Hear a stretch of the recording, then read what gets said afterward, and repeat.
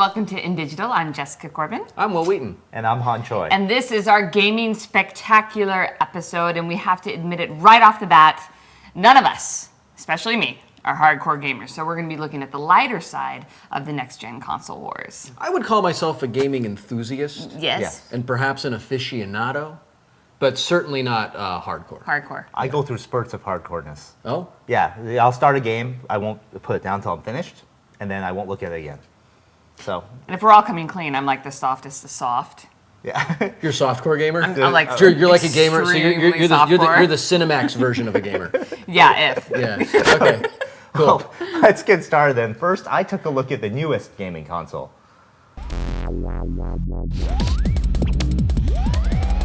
I've been waiting for an update to the Xbox 360 for a long time, and here it is. It's the Elite. I want to be clear about something. I am not a big-time gamer. I like my first-person shooters just like the next guy, but I would hardly call myself a hardcore gamer. So I looked at the Xbox 360 more as a multimedia centerpiece in the living room, and when friends come by, they can play some games. Microsoft calls it the ultimate in gaming and entertainment. So how does the Elite live up to the entertainment part of it? Well, let's start with the hardware. Besides the black finish, the Elite has a 120GB hard drive, 6 times the size of the regular 360. It's a $180 upgrade for your regular Xbox 360 owners, and it's got HDMI for playing games or watching movies up to 1080p.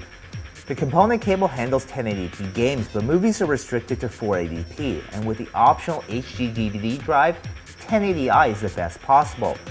With HDMI, it upscales everything, and even regular DVDs look great. Non-Elite console owners can still get 1080p if they use the optional VGA cable. Of course, HDMI is much more convenient. You can have audio and video over one cable. Plus, let's face it, pretty much every high-def TV these days uses HDMI. One thing to note though, it's actually not the 1.3 specification. What that means is you can't get audio like, say, Dolby True HD out of the Xbox 360 where you can out of the PS3. But still, that's only a minor issue I have compared to all the other things. I thought perhaps the HD DVD drive would be built in, but that's a $200 accessory. There's no integrated wireless either, that's another $100. And there's still only 3 USB ports, one on the back, so if you do get the HD DVD drive and wireless, you have to plug the wireless into the back of the HD DVD drive and keep it on all the time. The 2 ports up front, you kind of have to reserve for charging the controllers if you get the Play and Charge kit. Yes, there's still lots and lots of accessories. Wouldn't it have been great if Microsoft took this opportunity to really upgrade? So the hardware isn't perfect. I definitely had some issues with it. But when it comes to the user interface, the Blade interface here, it's almost brilliant. It's clean, it's intuitive, it's easy to use, all those things that make for a pleasant user experience. But as a centerpiece for media, the Xbox 360 has lots of limitations. It can only rip music to WMA format at 192 kbps. It's not adjustable. It can play MP3s burned on discs, off USB storage devices, or portable media players, and you can stream from a computer, but there's no transferring to the hard drive. With video, it's WMV only unless you use software to transcode on the fly. And you can't copy videos to the hard drive either. When it comes to streaming video, how many folders do I have to navigate to find it? On the PC side, for music, you have to use Windows Media Player 11, and it has to be stored in the My Music folder. So what's that huge hard drive for? It's clearly not for my music collection, because there's no way in hell I'm re-ripping my entire collection. And it's not for videos either. Ultimately, it's for Marketplace, where you can download games, demos, and high-def movies, which are 5 to 8 gigs apiece, so you can burn through that space in a hurry. If you're thinking about picking up a 360, definitely go with the Elite. For an extra $80, you get a lot more features. And from a gaming perspective, you actually get the most games compared to the PS3 and Wii. But as a centerpiece of the home entertainment system, I see lots of potential there, but I wish Microsoft would take a page out of the Apple TV book and let me sync my content with the 360. So you totally blew a bundle on that setup. What was the total damage? Like $845, but somebody bought me the second controller and a movie. Okay, so that grand total would probably be pushing a grand. It's pushing $1,000, and there's no wireless yet. That's the most unbelievably idiotic thing I think ever. And there's a lot of things about the Elite that I think are idiotic, but oh my God, no integrated wireless. I thought this is, they've seen the competition, they've seen the PlayStation, they've seen the Wii, they know what it can do. If you're going to put out the next version, Elite, and name it Elite. And call it Elite. Yeah. You might as well just say, you know what, let's take on the PS3 head on. Throw in the DVD drive, throw the HD DVD drive. But they were already pushing $1,000 on their unit. If they incorporated integrated wireless, what would that have made it? Even if it's a 600, the way I look at it is the PlayStation 3 is $600, but it does so much more. If that was $600, I probably would have still bought it if it had wireless built in and an HD DVD built in. If it had it built in, I would still buy it. However, these guys are losing money big time on the consoles. So on all the consoles. yeah, like the Xbox probably costs like $800, $900, maybe even more to make. This was the biggest thing for me to learn about was the fact that the manufacturers totally take a loss on all their consoles. Yeah, and if they start to make a profit, then the fanboys freak out at them, like, how dare you make money on something we like to use? Well, the ideas of games will recover the cost. Right. Well, what Microsoft has to keep in mind is that Elite is not a phrase that you can throw around lightly. Years ago, Kevin Rose and I were co-hosting Screensavers, and some dude emailed in, and he called himself the Elite Hacksaw, and he wanted to know what the best Linux distribution was. And Kevin and I were like, dude, how do you call yourself an Elite Hacksaw if you don't even know? Like, you should have a favorite one and you should be willing to defend it to the death. Yeah. If you're going to call yourself Elite. Yeah. So I have a problem with Xbox really devaluing the entire concept of Elite. What would you name it then, Will? The Xbox needs wireless. Yeah. Well, that's what I would call it. Well, there's just the problem with it is there the power brick is there. It's just a stack of stuff you just pile up, and then by the time you're done, you're like, holy crap! I spent a lot of money, and it looks hideous. Right. Like it's just this mess of stuff all over my table, and I don't like that. Like this. Yeah, exactly. Except something like this. Yeah. This is what the Xbox looks like by itself when it's downstairs. I'm like. Well, maybe they'll grow into it or something. Yeah. But this is silly too. Having the DVD player separate from the whole thing just seems a little. I don't get that. I don't get it either. But the thing is, they do have a lot of games. And they do have a lot of storage on it, 120 gigs. And I understand. And by the way, we were talking about this before we started the show. We know that we're going to piss off fanboys all over the place. And our goal is to make all of you angry at some point by the time the show is over. But we were talking about how the Xbox seems to have a lack of focus and a lack of direction. Yeah. They're like, well, are we going to be like a gaming thing? Are we going to be a media hub? Like what are we? It seems to be the best suited for the super hardcore gamers. Yeah. Oh, there's a ton of games. The controller's awesome. The community is really good. The online side of it's great. I think the marketplace is cool. I like a lot about it, but from the entertainment console side of it, a lot of work. They need a lot of work. Like not being able to copy music onto the hard drive.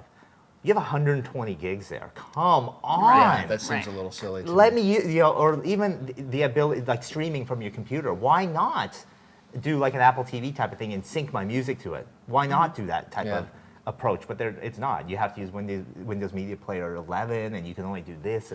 I'm shocked to find that there's a Microsoft product that really locks you into using proprietary Microsoft formats. Yeah, that's just a shocker. It's a shocker. Next, I looked at the console most likely to be mistaken for my name in print.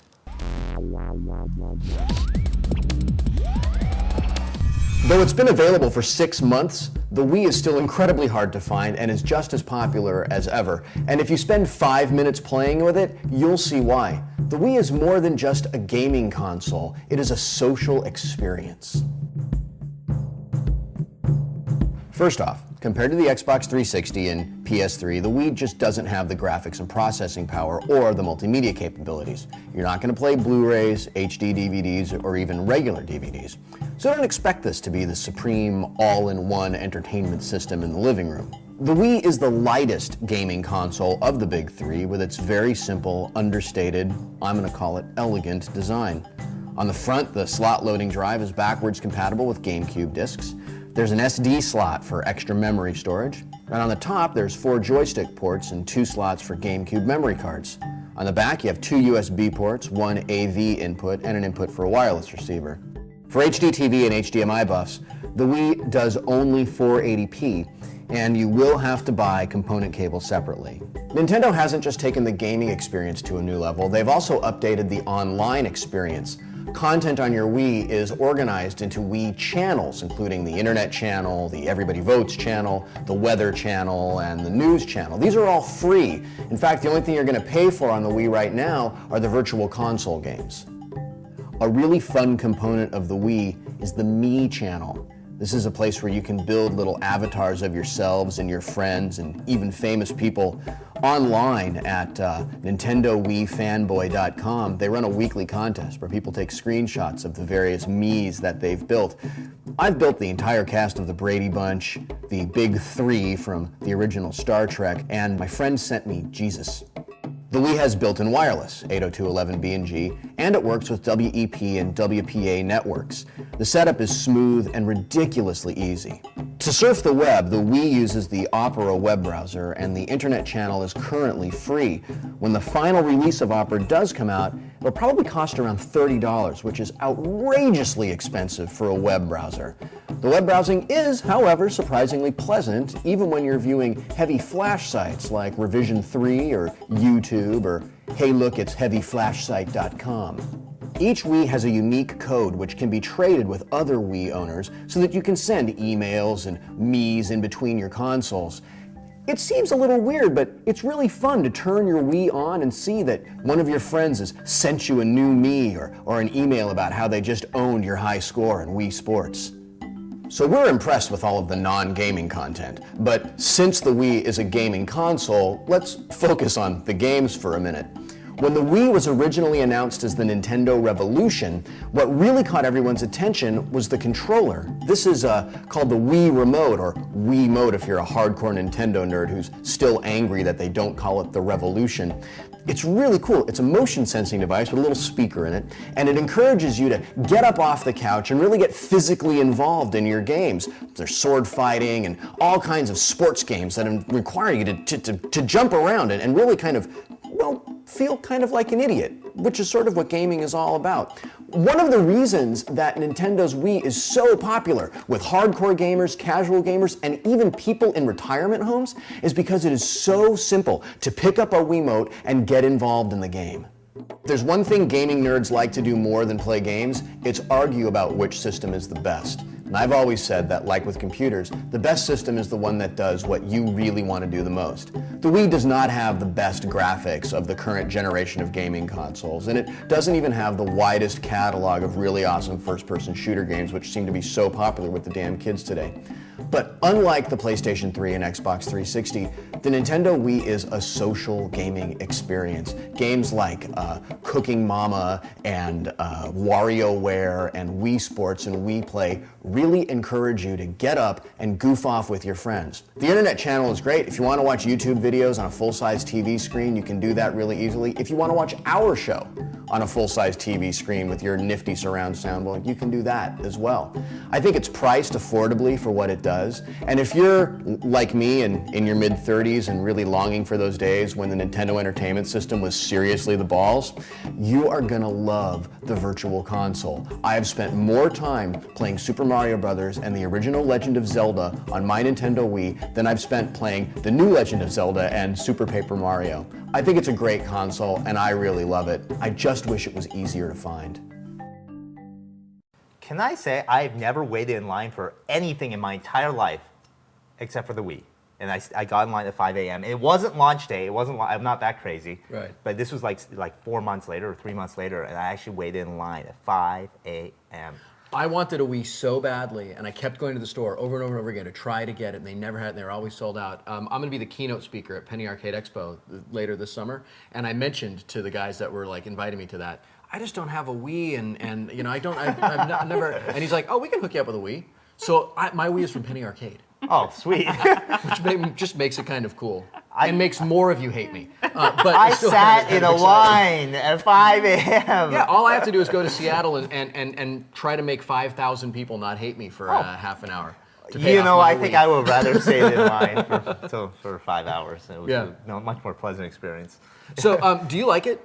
I love it. It's a lot of fun. I haven't gotten into the other games though, like the Like Super Madden Paper football. Mario I haven't and done that kind of I stuff? did Wii Sports is basically what I played a lot of, and Yeah. it's so much fun. It's so much fun, honestly, to watch you guys play it. Yeah. I mean, it's a kick. And Yeah. you guys play it very differently because Will actually, just kind of, for the tennis, just kind of little Yeah. bits, flick of the wrist. Han, on the other hand, is like... Han really puts himself into the really game. puts himself I'm going into for the game. Wimbledon Championship here, Right. okay? One of the things that I really like about the Wii is that it does just so much more than strictly gaming. The internet channel, I think it has the best browser Yeah. of any gaming console out there. Mm-hmm. The different channels are set up in a way that I just think gives you a ton of value for your money. It's the least expensive of Yes. the consoles, Yeah. of Yes. course.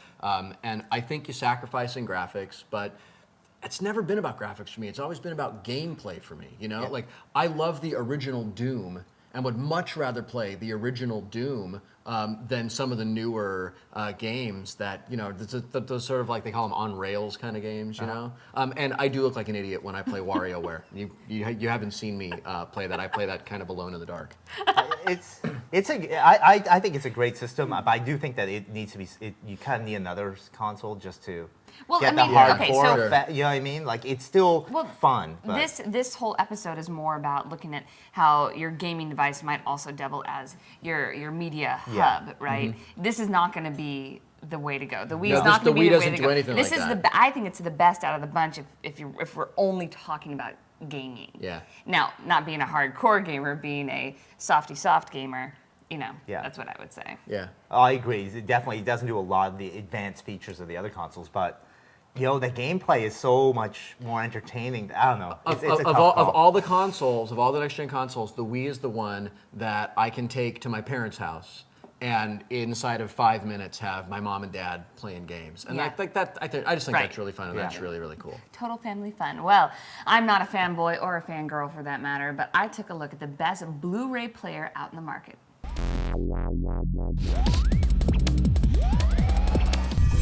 The Sony PlayStation 3, your one-stop entertainment shop? Well, at least that's what the execs over at Sony want you to think, but is it truly the ultimate console of the big three? The PS3 is the most stylish console, and it comes with a bunch of integrated features. There are memory card slots for those pictures from your digital camera, 4 USB ports for plugging joysticks or various USB drives. There's HDMI, though the cable isn't included. And there's integrated Wi-Fi and Bluetooth 2.0. Microsoft could learn a thing or two from the PS3. In hardware alone, I'd say it's the most mature. Let's not forget that this is also a Blu-ray player, and the newest firmware makes it an upconverting DVD player too. And it's a great price if that's all you're planning on using it for. But I'm interested in the PS3 more than for gaming and just a DVD player. I'm in it for the whole multimedia experience. It plays and rips music to a 60-gigabyte hard drive in this version. You can rip into various formats including AAC, MP3, and Sony's 8-track at various bit rates. It can also play back WMA music. But more importantly, you can copy music onto the hard drive, though I've only managed to copy with burned discs. External storage devices don't seem to work. Then there's the picture viewer that supports formats from JPEG to TIFF, and then there's also the video support. It plays MPEG 1 and 2 and H.264 files, no DivX or XVID. Also a web browser, something Xbox 360 doesn't have, but the Wii does. Navigating, though, is terrible. It's like basic point and click. Time to rethink things, Sony.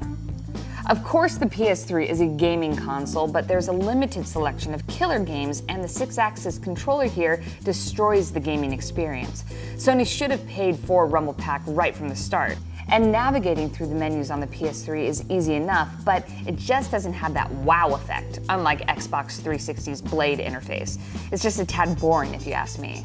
So as a pure gaming console, I would say that the PS3 isn't going to be the way to go. However, it is the best next-gen console if you're talking a full multimedia experience. So the graphics look pretty good on the PS3. Okay, so when I walked in, I basically saw the screen, and I had to ask you if that was the game because it looked straight up like, a race car Yeah. on the superhighway. Yeah, it was a Gran Turismo HD. Yeah, it looked. That's what it The was. demo version actually looks fantastic. Yeah. That reminds me, that graphic experience reminds me of the very first time I saw a 3DFX like Voodoo card or something like that, and it would have been in the early to mid 90s, and it was at like CES, and they were showing a hockey game. And it looked like a real hockey game, because at that time, you would think like a comparison would be like pole position to Gran Turismo, or Wayne Gretzky hockey on the Amiga to this NHL like 95 or whatever it was.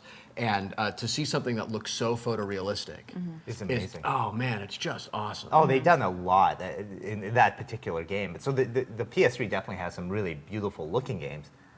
I hate it though, from a gaming perspective, like the controller, because they got rid of the force feedback in this version. Yeah, And that's a drag. This controller to me feels like if you if you have rage issues and you throw this at somebody, it would actually explode.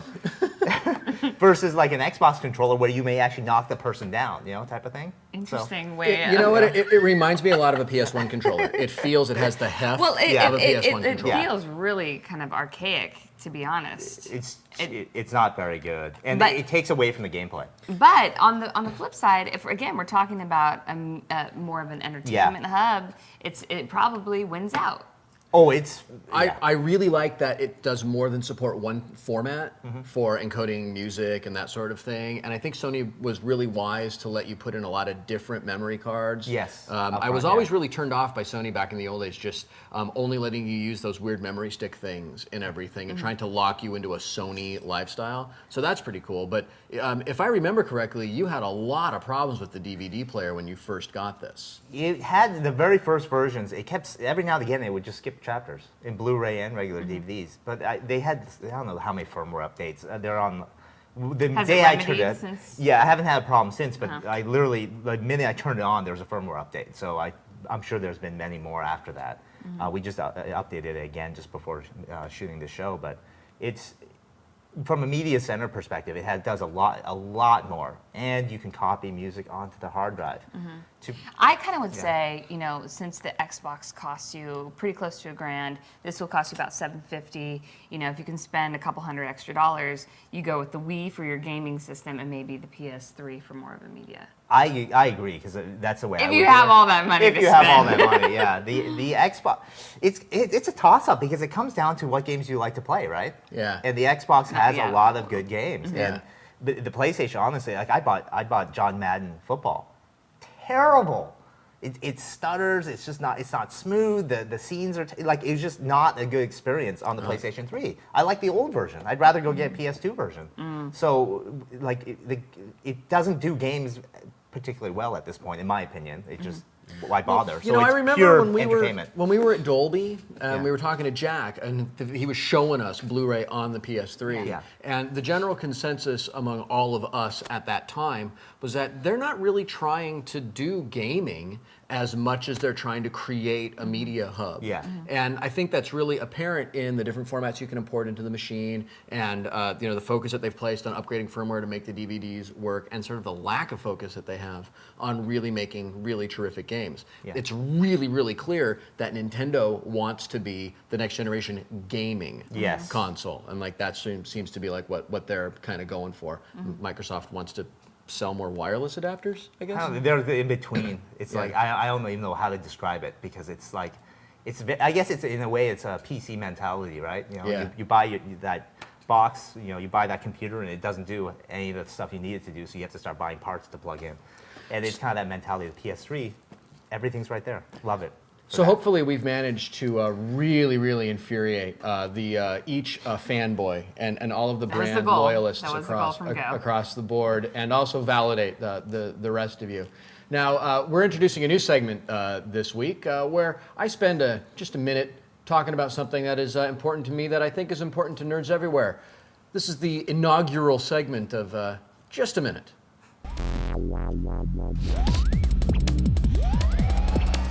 If you find commercial broadcast radio boring and repetitive, like I do, there's a great alternative, internet radio. Whether you want to have songs recommended to you by Pandora, or share music with like-minded friends like Last.fm, or just tune into a stream like Groove Salad or Secret Agent from Soma FM, the options are as wide as the internet is filled with tubes. But there's a problem. The recording industry wants to stop all of that.